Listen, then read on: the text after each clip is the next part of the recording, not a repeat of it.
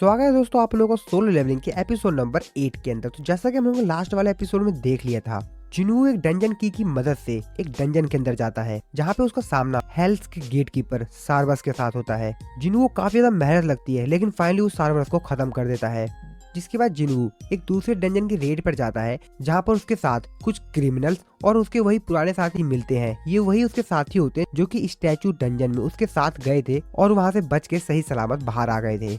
Mister song और जूही जिनवू को देखकर काफी ज्यादा खुश होते हैं कि जिनवू अब ठीक है और पहले जिनवू में और अब के जिनवू में काफी ज्यादा इम्प्रूवमेंट हो गई है। जिसके बाद ये लोग डंजन के अंदर चले जाते हैं। इस एपिसोड की शुरुआत में हम लोग डंजन के अंदर का सीन देखते हैं। हम लोग उन क्रिमिनल्स को देखते हैं जो कि मॉन्स्टर से यहाँ पर फाइट कर रहे होते हैं। मिस्टर सॉन्ग उन लोगों की तरफ देखते हुए कहते हैं कि मेरे को समझ नहीं आ रहा है इनमें से कौन मॉन्स्टर है और कौन ह्यूमन, क्योंकि यहाँ पर जो क्रिमिनल्स होते हैं वो मॉन्स्टर्स को इस तरीके से मार रहे होते हैं। जब मिस्टर सॉन्ग ये सब कुछ सोच ही रहे होते हैं, पीछे एक मॉन्स्टर इनके ऊपर अटैक करता है, लेकिन तभी मिस्टर सॉन्ग पीछे देख लेते हैं कि उसके पीछे एक मॉन्स्टर आ गया और उसके ऊपर अटैक करके उसको खत्म कर देते हैं। और भी काफी सारे मॉन्स्टर उसके ऊपर अटैक करने के लिए आते हैं, लेकिन मिस्टर सॉन्ग उन सभी को मार देते हैं। मिस्टर किम कहता है कि मेरे को नहीं लगता सॉन्ग च्यूल एक नॉर्मल सी रैंक के हंटर है। मिस्टर सॉन्ग किम से कहते हैं एक स्वॉर्ड मैन की जो स्विंग है उसको इतना ज्यादा कमजोर भी मत समझो। किम उनको कहता है आप एक लीडर की तरह ही एक्ट कर रहे हैं जैसा कि आप हरदम करते हैं। मिस्टर सॉन्ग सभी लोगों से कहते हैं किसी को भी डरने की जरूरत नहीं है, एकदम पॉजिटिव होकर लड़िए। और वो सभी सर्वाइवर्स जो कि उस इंसिडेंट में बच गए थे,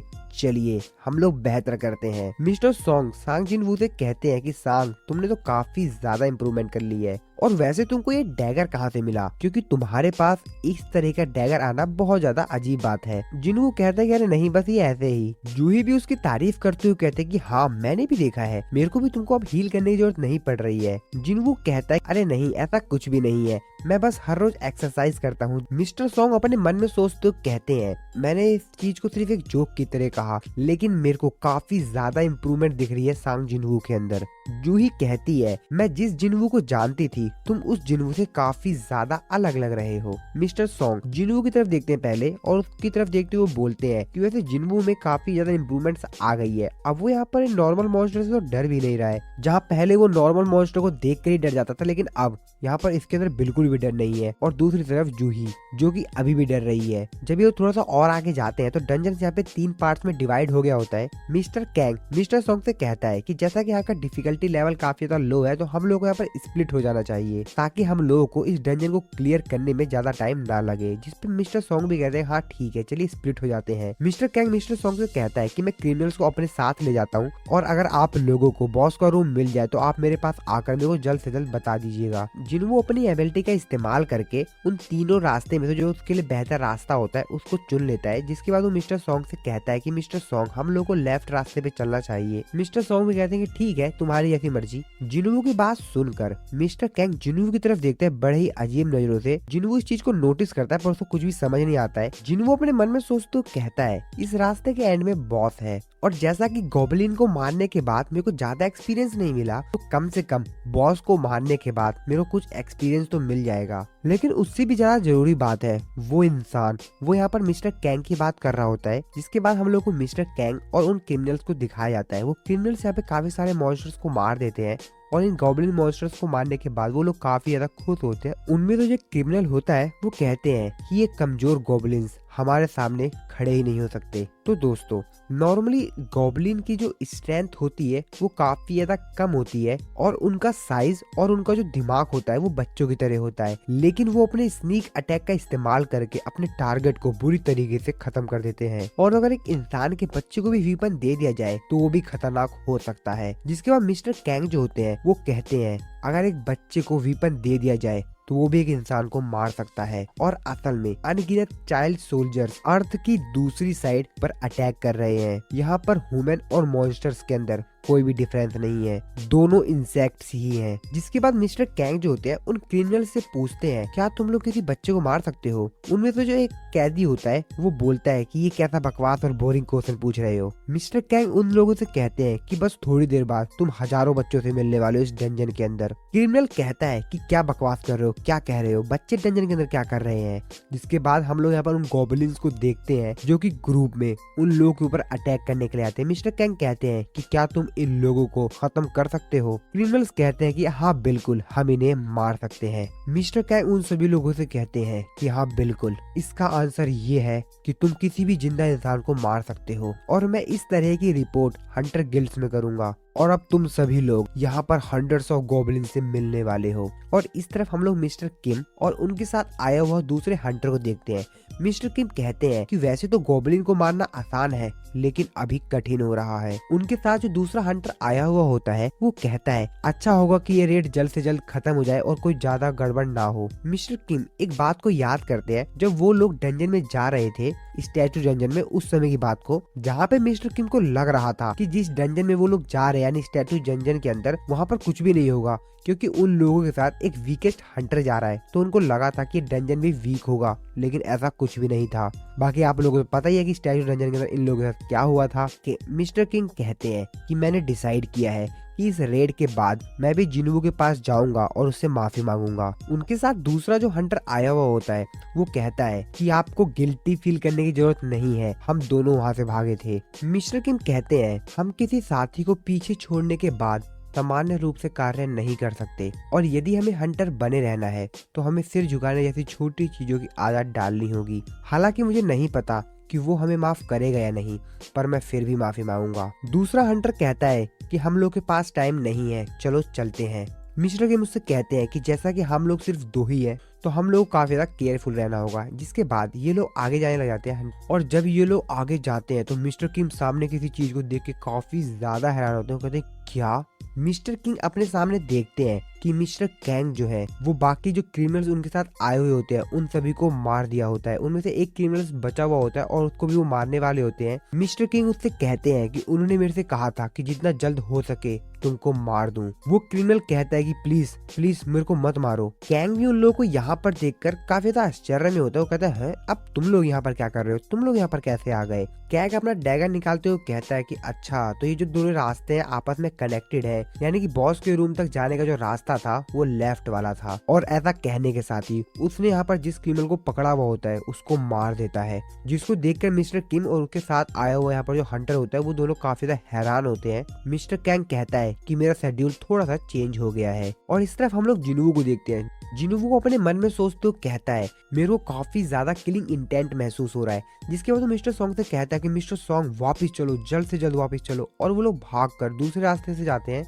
और उस जगह पे पहुंचने के बाद जीहू कैंग के उस अटैक को रोक लेता है, जिस चीज को देखकर कैंग भी काफी ज्यादा आश्चर्य में होता है और वो कहता है कि ओह काफी ज्यादा तेज, वैसे तुम यहाँ पर कर क्या रहे हो? कैंग अपने मन में सोच तो कहता है कि इसने मेरे अटैक को ब्लॉक कर दिया। जिनवू कैंग को काफी ज्यादा दूर उठा के फेंकता है। कैंग भी संभलता है और उसकी तरफ देखते हुए कहता है कि आखिरकार ये किस तरह की स्ट्रेंथ है। वो जिनू से कहता है कि अच्छा तो तुम मेरे को रोकने के लिए आए हो, तुम्हारी सेंस काफी ज्यादा तेज है। कैंग कहता है कि मेरा प्लान तो पहले ये था कि मैं इस बी रैंक की हीलर को मारूं, लेकिन अब मेरा प्लान बदल चुका है और अब मैं तुम सबको मार दूंगा जैसा कि मैंने इन लोगों को मारा।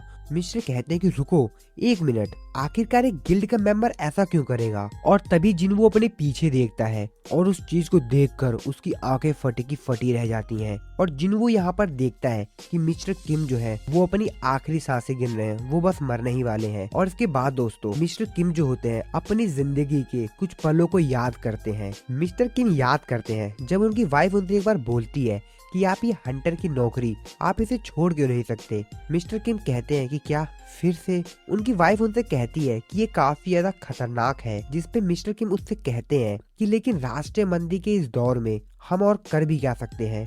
उनकी वाइफ उनसे कहती है क्या आपने उन लोगों के बारे में नहीं सोचा जो किसी ऐसे व्यक्ति का इंतजार कर रहे हैं जो शायद कभी वापस ही नहीं आएगा? जिसपे मिस्टर किम अपनी वाइफ से कहते हैं कंस्ट्रक्शन साइट पर मामूली पैसे कमाने से तो ये बेहतर ही है।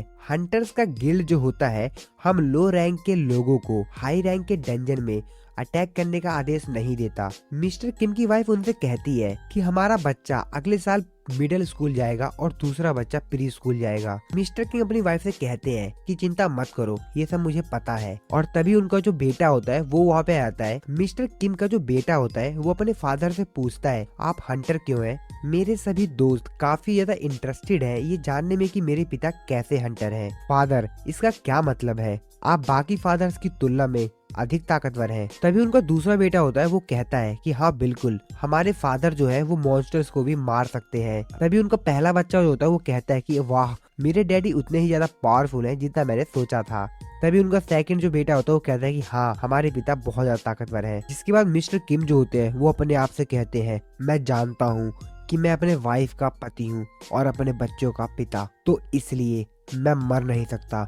मैं ना ही आज मर सकता हूँ और ना ही मैं कल मर सकता हूँ। और रोते हुए कहते हैं कि नहीं, मैं मर नहीं सकता। जिसके बाद हम लोग मिस्टर किम को देखते हैं जो कि यहाँ पर पूरी तरीके से खून में सने हुए होते हैं और उनके चारों तरफ खून ही खून पड़ा हुआ होता है। जिनवू देख के काफी ज्यादा हैरान होता है और भागते हुए मिस्टर किम की तरफ जाता है। जिनवू जूही से कहता है कि मिस जूही, इनको जल्द से जल्द हील करो। पर जूही तो यहाँ पर काफी ज्यादा डर गई होती है। जिनवू उसके ऊपर काफी ज्यादा तेज चिल्लाते हुए कहता है कि जल्दी जल्द से जल्द इनको हील करो। जूही भी कहती है हाँ ठीक है और भाग के जाती है और उसको हील करने लग जाती है। लेकिन यहाँ पर उसके हील का कोई भी उसके ऊपर असर नहीं हो रहा होता है। मिस्टर किम कहते हैं कि इससे कोई भी फर्क नहीं पड़ेगा, तुम मेरे को किसी भी तरीके से नहीं बचा पाओगी क्योंकि मेरा खून काफी ज्यादा बह चुका है। जिसपे जिनवू उनकी तरफ चिल्लाते हुए कहता है कि नहीं, आप मर नहीं सकते। आपने कहा था कि आप मर नहीं सकते, आपको जिंदा रहना पड़ेगा अपनी फैमिली के लिए। मिस्टर किम जो होते हैं वो जिनवू से सॉरी बोलते हैं और उसे कहते हैं, मैं ऐसे तुमसे माफी नहीं मांगना चाहता था, मैं तुमसे अपना सर नीचे करके माफी मांगना चाहता था, लेकिन मैं अपना सर भी नीचे नहीं कर सकता हूँ। अगर मैंने ऐसा किया तो मैं अभी मर जाऊंगा। और जिनवू से सॉरी बोलते हैं और कहते हैं कि मेरे को माफ कर देना। जिनवू उनकी तरफ सिर्फ देखते रह जाता है और वो कुछ भी नहीं कर पाता। जिसके बाद वो मिस्टर कैंग से पूछता है कि आखिरकार तुमने मिस्टर किम के साथ ऐसा क्यों किया। मिस्टर कैंग कहता है कि एक दिन गेट ओपन हुआ और मॉन्स्टर्स हंटर्स के ऊपर हावी हो गए। ये एक नेचुरल डिजास्टर है और मेरे को लगता है कि मैं सिर्फ तुमसे यहाँ पर सॉरी ही बोल पाऊंगा अभी के लिए तो। और मैंने जो पहले स्टोरी सोची थी अब मेरे को थोड़ी सी चेंज करनी पड़ेगी। जिसके बाद वो बताता है कि बाहर वो स्टोरी क्या बताएगा बाकी लोगों को। और वो कहता है कि मैं बाहर लोगों को बताऊंगा कि जो क्रिमिनल्स थे उन्होंने यहाँ से भागने की कोशिश की और तुम सबको मारने के बाद इसने मेरे ऊपर अटैक करने की कोशिश की। लेकिन जैसा कि मैं एक बी रैंक का हंटर हूँ और मैं इससे ज्यादा ताकतवर हूँ तो मैंने इसको मार दिया। और जिसके बाद यहाँ पर सिर्फ मैं ही इकलौता था जो कि इस रेड में बच गया। मिस्टर कैंग उन लोगों से पूछते हैं कि वैसे तुम्हारे को मेरी ये स्टोरी कैसी लगी। जिसपे जिनवू उसकी तरफ गुस्से करते हुए कहता है कि तुमको तो मैं छोड़ूंगा नहीं। जिनवू को रोकते हैं और उसे कहते हैं कि नहीं, ये कोई ऐसा इंसान नहीं है जिसको कि तुम बीट कर सको और ये मैं करूंगा। मिस्टर सॉन्ग अपने मन में सोचते तो कहते हैं कि ये एक बी रैंक का हंटर है और मेरे को नहीं लगता कि मुझ जैसे सी रैंक से ये हारने वाला है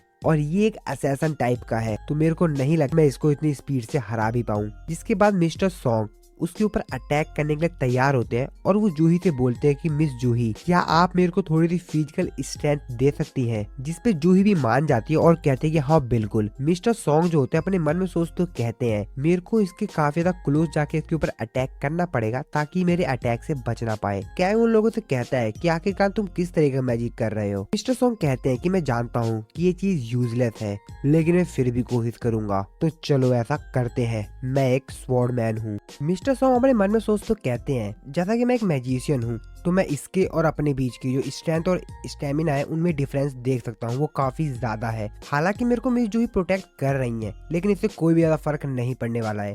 कैंग मिस्टर जोंग के ऊपर अटैक कर देता है और इन दोनों की तलवार आपस में टकरा जाती है। जिसके बाद ये दोनों ही एक दूसरे को काफी अच्छी टक्कर दे रहे होते हैं। मिस्टर कैंग कहता है एक मैजिशियन के लिए ये नॉर्मल बात होने वाली नहीं है कि उसका सामना एक असैसन से हो। वैसे हाथ में वीपन उठा लेना ये काफी बेहतरीन आइडिया है लेकिन आखिरकार हो तो तुम एक मैजिशियन ही ना। मिस्टर सॉन्ग कैंग को थोड़ा सा दूर फेंक देते हैं। कैंग उनकी तारीफ करते हुए कहता है कि वैसे तुम्हारे मूवमेंट्स तो काफी ज्यादा बेहतरीन है पर इससे कोई भी फर्क नहीं पड़ेगा क्योंकि मैंने इस चीज में काफी ज्यादा प्रैक्टिस कर रखी है। कैंग मिस्टर सॉन्ग को कहता है कि बहुत बेहतरीन, काफी तेज और काफी ज्यादा सटीक। वैसे काफी अच्छा आइडिया है कि तुमने मैजिक को छोड़कर वीपन हाथ में उठा लिया लेकिन इससे मेरे को कोई भी फर्क नहीं पड़ेगा। और वो यहाँ पर मिस्टर सॉन्ग को उनके हाथ पे थोड़ा सा कट लगा देता है जिसकी वजह से वो यहाँ पर घायल हो जाते हैं। कैंग मिस्टर सॉन्ग को कहता है कि अगर तुम थोड़ा सा सोचो तो तुम ये चीज रियलाइज कर पाओगे कि हंटर्स मैजिकल स्वॉर्डमैन बहुत ही ज्यादा कम है, ना के बराबर ही कह सकते हो तुम। जिसके बाद वो मिस जूही की तरफ देखता है और उसकी तरफ कहते हुए कहता है ये हीलर और यहाँ पर उसके ऊपर अटैक करने के लिए बहुत ज्यादा तेजी से उसकी तरफ बढ़ता है। लेकिन बीच में यहाँ पर फिर से मिस्टर सॉन्ग आ जाते हैं और उसकी स्वॉर्ड को रोक लेते हैं और कहते हैं तुम्हारी हिम्मत कैसे हुई एक स्वॉर्ड मैन को इस तरीके से बोलने की। कैंग काफी ज्यादा तेजी से पीछे मुड़ता है और उनके अटैक को डोज करता है। कैंग कहता है कि ऐसा लगता है कि तुम कोई नॉर्मल ओल्ड मैन नहीं हो। मिस्टर सॉन्ग उसको कहते हैं कि हाँ तुम कह सकते हो, मैं देखने से नहीं लगता हूँ, मेरा इंस्ट्रूमेंट एक एस रैंक का हंटर है। अगर मेरी बॉडी मेरे साथ नहीं दे सकती पर मेरी स्किल्स तो देंगी ना। जिसपे कैंग उनको कहता है कि चाहे कुछ भी कर लो लेकिन कोई भी स्ट्रेंथ की एक लिमिट हमेशा होती है। और फिर से इन दोनों में फाइट होती है। कैंग मिस्टर सॉन्ग से कहता है कि क्या सच में तुमको लगता है कि एक मैजिशियन असैसन की स्पीड को फॉलो भी कर पाएगा? ऐसा हो नहीं सकता। और वो मिस्टर सॉन्ग के ऊपर काफी ज्यादा तेजी से अटैक करता है जिसकी वजह से मिस्टर सॉन्ग के शरीर में काफी जगह स्क्रैच लग जाता है जिसकी वजह से उनको काफी ज्यादा ब्लड बहता है और उनको काफी ज्यादा पेन हो रहा होता है। कैंग उनकी तरफ देखते हुए कहता है अगर मेरी जगह कोई और होता तो शायद तुम जीत सकते थे, लेकिन मेरी रैंक तुमसे तो ज्यादा बेहतरीन है और यहाँ तक कि कोई मैजिशियन भी मेरे मूवमेंट्स को नहीं देख सकता। जूही मिस्टर सॉन्ग के पास भागते हुए आती है लेकिन मिस्टर सॉन्ग उसको रोकते हैं और कहते हैं कि नहीं जूही रुको। कैंग मिस्टर सॉन्ग के पास आता है और उनसे कहता है चलो आखिरकार तुमने हार तो माना, और उसके ऊपर अटैक करते हुए कहता है कि ठीक है मैं तुमको जल्द से जल्द मार देता हूँ। लेकिन मिस्टर सॉन्ग का तो यहाँ पर कुछ और ही प्लान होता है। मिस्टर सॉन्ग अपने मैजिकल पावर का इस्तेमाल करते हैं और उसके ऊपर बहुत तेजी से अटैक करते हैं। मिस्टर सॉन्ग कहते हैं कि क्या ये वर्क किया? कैंग कहता है कि तुम जैसा मैजिशियन एक स्वॉर्ड मैन की तरह एक्ट करता है जिससे कि तुम अपनी मैजिकल स्किल को छुपा सको, लेकिन मेरे साथ ऐसा नहीं होगा। हाँ माना कि तुम एक चालाक लोमड़ी हो लेकिन मेरे सामने तुम्हारा ऐसा कुछ भी नहीं चलेगा। जिसके बाद वो मिस्टर सॉन्ग के ऊपर अटैक करते हुए कहता है कि लो अब तुम मरने वाले हो। लेकिन तभी हम लोग देखते हैं कि सॉन्ग वहां पर आ जाता है और उसके अटैक को रोकता है, जिसको देखने के बाद मिस्टर सॉन्ग भी काफी ज्यादा हैरान होते हैं कि सॉन्ग यहाँ पर क्या करने के लिए आ गया है। जूही भी ये देखकर काफी ज्यादा हैरान होती है। कैंग जिन्हू के ऊपर काफी ज्यादा गुस्सा करते हुए कहता है कि तुम फिर से आ गए, आखिरकार तुम हो कौन, तुम्हारी रैंक क्या है? जिनू उसको बताता है कि मैं सांजिन वू हूँ और मेरी रैंक है ई। कैंग सुनकर काफी ज्यादा हैरान होता है और कहता है क्या तुम एक ई रैंक के हंटर हो तो तुम मेरे को नहीं हरा सकते। कैंग जिनहू से कहता है अगर तुम एक पावर टाइप के हो तो ऐसा हो सकता है कि एक ई रैंक के पास भी इतनी ज्यादा स्ट्रेंथ हो पाए कि वो अपने से ऊपर रैंक के वाले को भी थोड़ी बहुत टक्कर दे पाए। और जैसे कि मैंने तुम्हारी रिएक्शन स्पीड देखी है तुम कोई नॉर्मल तो नहीं हो, क्योंकि तुमने मेरे अटैक को 2 बार रोका है, तो जरूर तुम ही असैसन टाइप के हो या शायद कुछ और। लेकिन ये तो पक्का है कि तुम अपनी स्ट्रेंथ को छुपा रहे हो।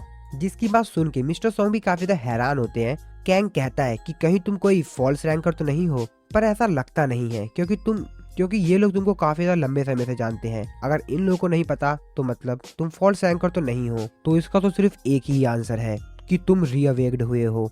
जिसकी बात सुन के जूही और मिस्टर सॉन्ग दोनों ही काफी ज्यादा हैरान होते हैं और कहते हैं क्या रीअवेक्ड? कैंग जिन्हू से कहता है मैं अपने बॉस की एक बात को याद करता हूँ, उन्होंने मेरे को बताया था वो किसी ऐसे इंसान को देखने के लिए गए थे क्योंकि उनको लगता था कि उसका रीअवेक्ड हुआ है। चलो इन सब बातों को छोड़ो, ऐसा लगता है कि तुमको काफी ज्यादा कम एक्सपीरियंस है, तो इस केस में मैं तुमको थोड़ा सा एक्सपीरियंस दे देता हूँ। और इसी के साथ हमारा ये वाला जो एपिसोड है यहाँ पर खत्म हो जाता है। अगले एपिसोड को देखने के लिए चैनल को जरूर से सब्सक्राइब कर लेना। बाकी मिलता हूँ मैं अपनी नेक्स्ट वीडियो में।